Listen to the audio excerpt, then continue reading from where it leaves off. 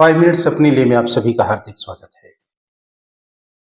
आज हम जिस टॉपिक को ले रहे हैं उसे आमतौर पर सभी लोग जानते हैं, कॉन्स्टिपेशन, कोष्ठबद्धता जिसे कब्ज कहते हैं। एक रिक्वेस्ट रहेगी मेरी कि प्लीज आप इस वीडियो को बिल्कुल अंत तक देखिएगा, ये पूरा देखिएगा। कॉन्स्टिपेशन दो तरीके से ले सकते हैं हम, किताबी भाषा में और प्रायोगिक दृष्टिकोण से भी। प्रायोगिक भाषा तो क्या कहती है, प्रायोगिक से पहले हम किताबी ले लेते हैं। किताब तो ये कहती है कि अगर आप एक सप्ताह में, एक वीक में 3 से कम बार पखाना करते हैं, स्टूल पास करते हैं, तो उसे हम कॉन्स्टिपेशन में लेते हैं। प्रायोगिक दृष्टिकोण से अलग-अलग मत हो सकते हैं, आपका कुछ और, मेरा कुछ और, या किसी पेशेंट का कुछ और।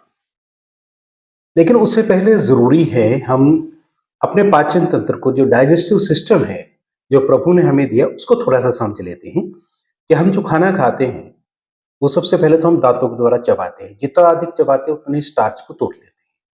उसकी एक लुगदी बनाते हैं। लुगदी बनने के बाद खाने की नली, जिसे ईसोफेगस कहते हैं, उसके द्वारा आमाशय यानी कि स्टमक में चला जाता है। स्टमक में कुछ गैस्ट्रिक जूसेस उसके साथ मिलते हैं, जहाँ पे कुछ चीजें हजम होती हैं और लिक्विफाई हो जाता है। फिर छोटी आंत की तरफ, जिसे हम स्मॉल इंटेस्टाइन कहते हैं, वहां चला जाता है। स्मॉल इंटेस्टाइन के 3 पोर्शन होते हैं, डुोडेनम, जेजुनम और इलियम। वहां से कहीं पे फैट एब्जॉर्ब होता है, कहीं पे ग्लूकोज एब्जॉर्ब होता है, कहीं पर मिनरल्स एब्जॉर्ब होते हैं, कहीं पर विटामिन B12 एब्जॉर्ब होता है, तो कहीं पे और विटामिन एब्जॉर्ब होते हैं। और वो सारा एब्जॉर्ब होने के बाद, जितने भी न्यूट्रिएंट्स हैं, वो एब्जॉर्ब होने के बाद लार्ज इंटेस्टाइन, जिसे हम बड़ी आंत कहते हैं, वहां पे वेस्ट मटेरियल चला जाता है लिक्विड फॉर्म, जिसका पहला पोर्शन है सीकम, उसके बाद ascending colon, transverse colon, descending colon, sigmoid colon, rectum, जिसे हम मल की थैली कह सकते हैं, और उसके बाद एनल कैनाल, एनएस, जिसके थ्रू स्टूल बाहर निकलता है, पखाना हमारा बाहर निकलता है। अब वहां तो न्यूट्रिएंट्स, विटामिन B12 और बहुत सारी एब्जॉर्प्शन होगी, बहुत सारे गैस्ट्रिक जूसेस मिलके। तो लार्ज इंटेस्टाइन में क्या होता है, बेसिकली हमारी इंटेस्टाइन्स भी मसल की बनी हुई होती है। इसको समझना बहुत जरूरी है कि जब लार्ज इंटेस्टाइन में वेस्ट मटेरियल जाता है, लिक्विड स्टेट में जाता है, वहां पे विलाइज होती है। विलाइज क्या काम करती है, उसमें से पानी को सोख लेती है, और वो स्टूल हार्ड हार्ड और हार्ड और हार्ड और हार्ड होता हुआ लास्ट में रेक्टम तक चला जाता है। अब यहाँ पे समझने की बात क्या है कि जितनी देर तक स्टूल लार्ज इंटेस्टाइन में रहेगा, उतना ही विलाई पानी को एब्जॉर्ब कर लेंगे, उतना ही स्टूल हार्ड होता चला जाएगा। एक चीज ये, अब मैं इसको कहाँ कोरिलेट कर रहा हूं, मैंने कहा था कि मांसपेशियों की बनी होती है इंटेस्टाइन। इंटेस्टाइन से जो वेस्ट प्रोडक्ट है, जब आगे बढ़ता है, उस गति को या उस मूवमेंट को हम पेरिस्टाल्टिक मूवमेंट बोलते हैं। पेरिस्टाल्टिक क्या, जैसे खींचों की गति। ये यहाँ मल इकट्ठा हुआ, हमारे इंटेस्टाइन या लार्ज इंटेस्टाइन, ये पीछे से सिकुड़ती है, आगे की तरफ इसको धकेल देती है, यूं आगे की तरफ मल चलता चला जाता है।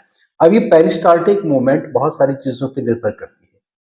किस चीज पर निर्भर करती है, कि आपका डेली का रूटीन कैसा है, आप फाइबर अपनी डाइट में लेते हैं या नहीं लेते हैं, आप लेथार्जिक हैं या एक्सरसाइज डेली करते हैं या नहीं करते हैं, फ्रूट और वेजिटेबल्स आप कितनी लेते हैं, क्या आप ब्लड प्रेशर की मेडिसिन के कारण तो कॉन्स्टिपेटेड नहीं हो रहे हैं।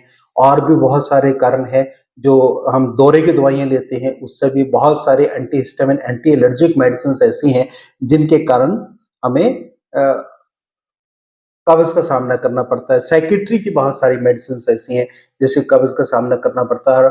कुछ लोगों को एंटासिड डेली लेने की आदत होती है। एंटासिड से भी, खास तौर पे जिसमें एल्युमिनियम कंटेंट होता है, उससे कब्ज की एक टेंडेंसी हो जाती है।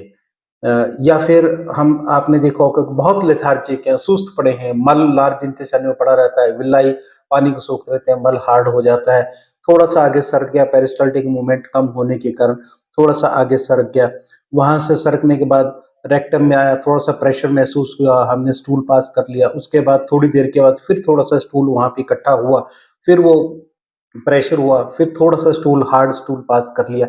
इस तरह की सिम्टम्स आने शुरू हो जाते हैं। अब ये हो भी गया हमारे साथ, अब हम करें क्या। करने से पहले समझना ये ज़रूरी है कि अगर हमें लंबे समय तक, बहुत लंबे समय तक हम कॉन्स्टिपेटेड रहते हैं, तो उसकी कॉम्प्लिकेशंस क्या आती हैं?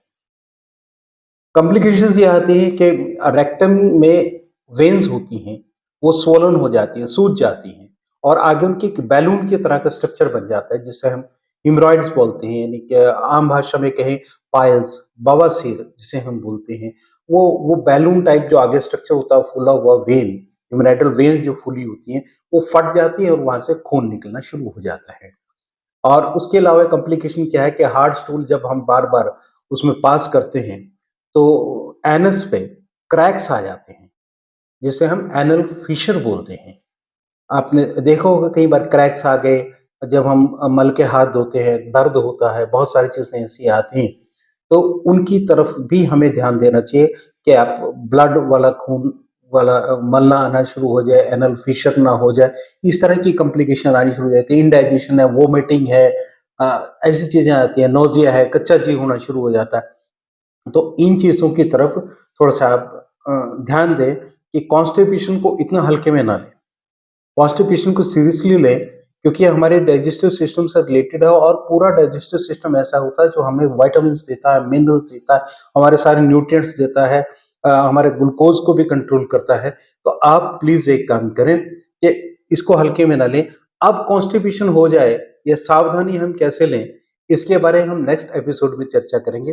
अ, अगली बार हम इसकी प्रिवेंशन कैसे करें, इसका घरेलू इलाज कैसे करें और किस स्थिति में हमें डॉक्टर को अप्रोच करना चाहिए और डॉक्टर भी उस स्थिति में क्या-क्या करते हैं, ये नेक्स्ट एपिसोड में लेंगे। आप सभी का बहुत-बहुत धन्यवाद।